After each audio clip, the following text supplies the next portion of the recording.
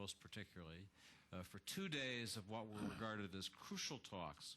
And I remember as he arrived in the salon up above, this sense of expectation, anticipation. While we were waiting to come in, which fascinated me, which is that Larijani has been campaigning with campaign posters that show him with you. Is that true? It is true. It is true that. Now that's a hopeful sign, I think. As you know, he's campaigning from Qom, which is a very important Iranian city, religious city, and he had won fairly well. The final figures we'll know tomorrow, probably, but the impression is that he has won fairly well. And it's true that in the poster he has put on the walls of Qom, that there are pictures in which he is with me shaking hands, and he's smiling. I don't remember if I'm smiling, but he's smiling, that's for sure. And there are other pictures. Another picture, I think, is Russia and China. And we're going to try that. Now, I think it will be very difficult to know what is going to happen in the coming days. I don't expect a reply from, even for a meeting in the short period of time after the elections. But I consider that it will be possible to have another meeting during the time, probably before 3 months, which is the time that is established in the resolution for them to comply. Now, the problem now is that Larijani, as you know, is a member of the parliament. The negotiators want to meet in the foreseeable future, Dr. Rajani. And with Dr. Jalili, I'll try and see if we can meet soon. We have still, from the resolution, 30 days, or 90 days, sorry. And let's see what is the response. We have to analyze carefully the results of the elections, make an analysis. Nothing dramatic, as I said, is going to come, but maybe there are signals of how is the vitality of the country today. So that we all understand this, it would be your hope that within the next 30 to 90, do something to push a peace process everybody cares about. Well, without engagement of the United States, it's very difficult to move an apple, because at the end, it's a creature of the U.S. administration with the help of others.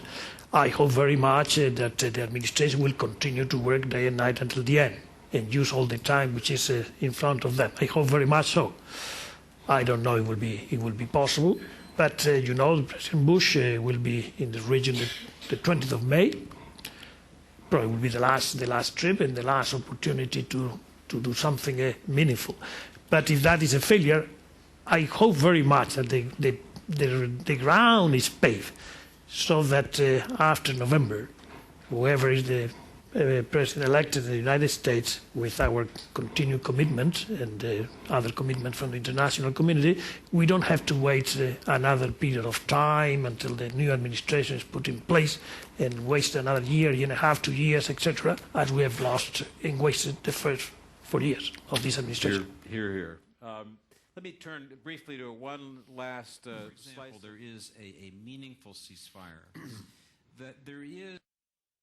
Okay, the 1,000 troops, the minimum 1,000 troops. Do you expect countries in Bucharest to actually say we'll be providing a battalion, or more than one country to do that? And British troops there, I would note. The main point is we need that type of heft right now, given the kinetic activity on the ground, given the proximity to the Pakistan border. And I don't believe, frankly, that a final decision has been taken by the French. I believe President Sarkozy has been speaking to many of the world leaders, Prime Minister Brown, Prime Minister Harper in Canada, the President of the United States. So there have been some very high-level discussions on this subject, and I would anticipate a decision fairly soon, if not just prior to Bucharest, then certainly at the summit itself.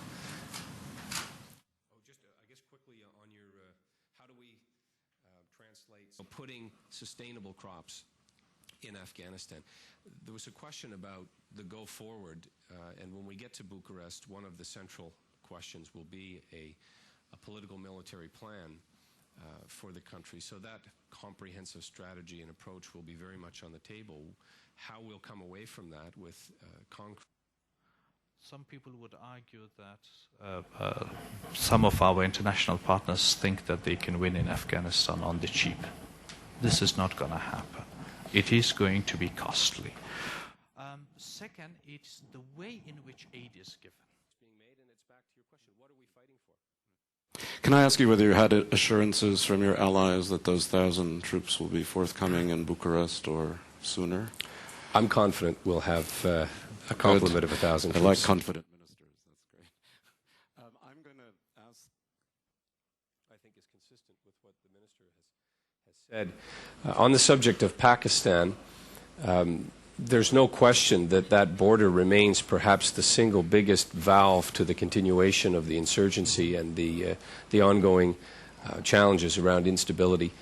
Until we're able to mount a sufficient effort to really put in place some kind of border control that by necessity has to include Pakistan's full participation. The impact of the political instability, if our honorable MP in this room as well. We are ready to do that naming and shaming, but we need your support on that one. I won't go into details.